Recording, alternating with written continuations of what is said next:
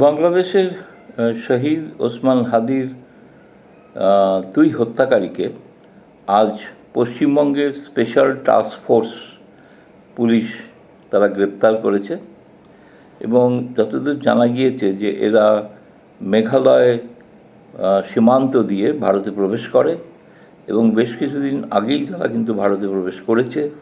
এ ব্যাপারে ঢাকার metropolitan police থেকে যেটা বলা হয়েছিল তার সত্যতা প্রমাণিত হয়েছে এবং তারা পশ্চিমবঙ্গের বনগাঁ অঞ্চলে সীমান্তবর্তী বাংলাদেশ সীমান্তবর্তী বনগাঁয় তারা থাকার চেষ্টা করছিল, যেটা এক্সট্রিম মশার কয়েল প্ল্যান্ট ফাইবার দিয়ে তৈরি, তাই সহজে ভাঙে না, সুগন্ধিযুক্ত ও নিরবিচ্ছিন্নভাবে জ্বলে। ডেঙ্গু, চিকুনগুনিয়া বাহি সহ যে কোনো মশার বিরুদ্ধে দেয় এক্সট্রিম সুরক্ষা। মানে আমি সরকারি সূত্রে যেটা বলা হয়েছে তারা কিন্তু আগেই বেশ কিছুদিন ধরে এখানে ছিল এবং তাদের আজকেই প্রথম সীমান্ত পেরিয়ে এসছে তা নয়, এবং তারা এখানে থাকার চেষ্টা করছিল এবং থাকে সুযোগ যখনই কোনো অনুকূল সময় হবে তখন তারা ফের বাংলাদেশে ঢুকে পড়ার চেষ্টা করত।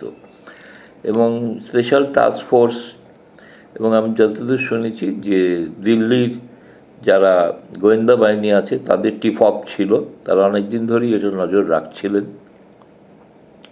এবং সেটা হওয়ার পর আজকে প্রথম ধরা পড়ে একটা বড় সাফল্য আমি বলবো।